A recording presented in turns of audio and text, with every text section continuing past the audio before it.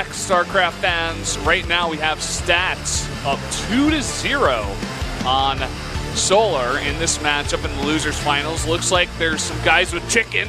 That's a good thing to do. If you've never eaten chicken while watching StarCraft before, I recommend you pick up the phone right now and call. I love how you pause. You're like, if you've never eaten chicken, you should do that. You should do that. You should taste chicken. You know, it's pretty good, especially fried chicken. I highly advise it, especially if it's Korean fried chicken. That's the That's the real KFC. Especially if it's Korean fried chicken from Chicken Maru, because they sponsor esports. That's right. Don't you dare go to 2-2 Chicken. Absolutely None no of that Kyo-chun. Yeah. None of that crap. You need that Chicken Maru. That's right.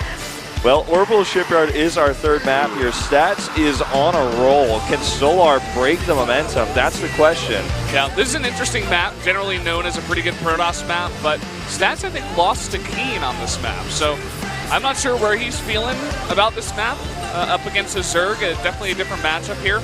Let's see how he's going to do. If he goes to 3-0, he's got a great shot at taking this full sweep. So let's go to game number 3 now. Find out.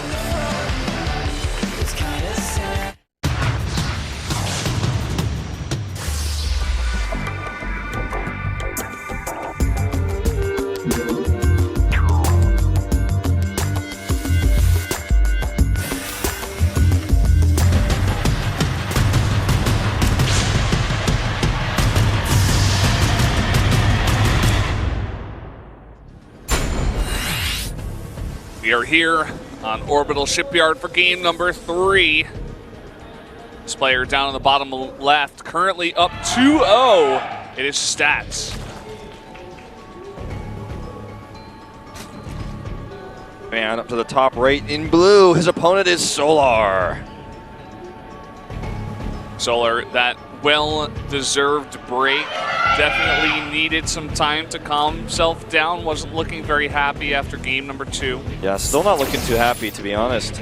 We're seeing Stats early scout every game, by the way. He is never going to die to an early pool, any sort of pressure like that. Every Nexus first he makes is safe. Yeah, and that definitely denotes confidence to me, where it's like, oh, I can go for this, you know, and lose a bit of mining time, get very slightly behind early on, but I don't care because I can play from that position, and I have confidence that I'll win anyway. And getting the scouting information will help me out too, in case Solar wants to get tricky, which he likes to do. Yeah. And of course, having the probe over here can block any kind of rehatch before, you know, double hatch before pool shenanigans. Yeah, and this time, by the way, we're going to see 2-gate adept opening, not 2. Or 3. God, I said everything wrong. We're going to have 2-gate adepts and not 1. Okay, and we did see 3-gate adepts, in fact, in the previous set. There's that pylon block you were talking about.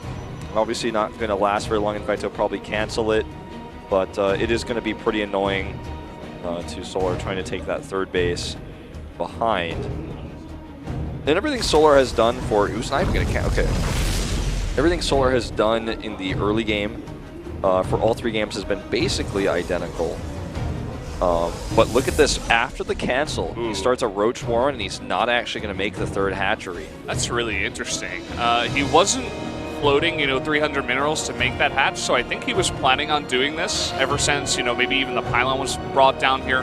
But not going to be too happy about seeing 2 gates. It's going to give Stats a lot of units, and the Adepts should get that scouting information. And this is a very long, big 2-player map, so Stats should have enough stuff in time. He could even make a Void Ray out of this Stargate if necessary, if he needs that defense. I really gotta say, I don't like this this build for Solar. Like I can almost say I could say with full confidence. I could be wrong, but I will say with full confidence.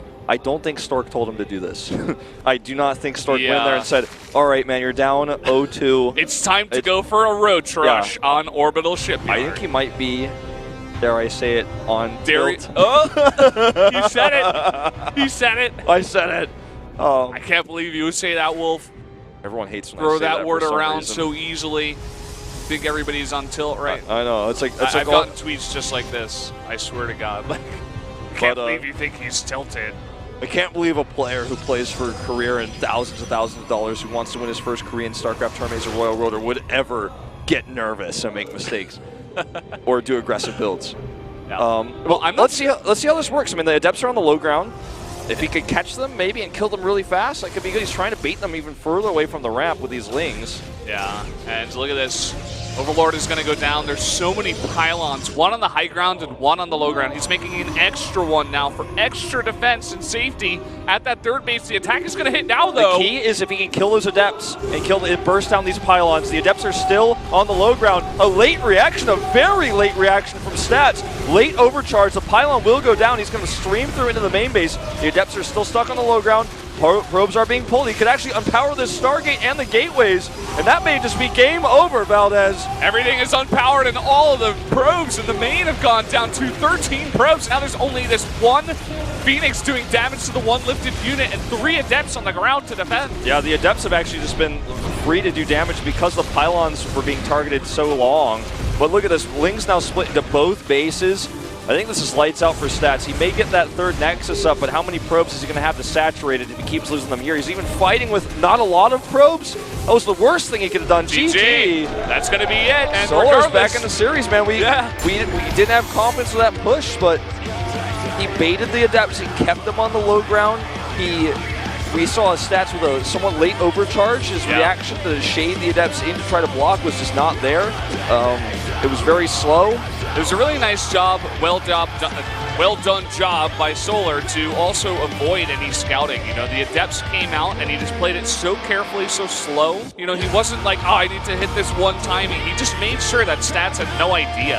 You know, let him commit to the third Nexus. Let him get his units on the low ground. Let him not react in time. And that's exactly what happened. Everything went right when the attack hit for Solar. And you know, people call it the caster curse, but I really didn't think that was going to go as well as it did, but now Solar is probably going, okay, a sigh of relief. He's not on match point. I'm in this series now. Going to pry on terraces as well. So, you know, he could bring this back to a 2-2. He's got a good chance of that. He's got a good shot at that.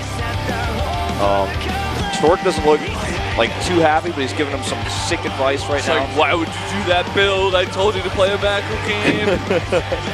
But it works. So. Either way, regardless of what happened or what was said,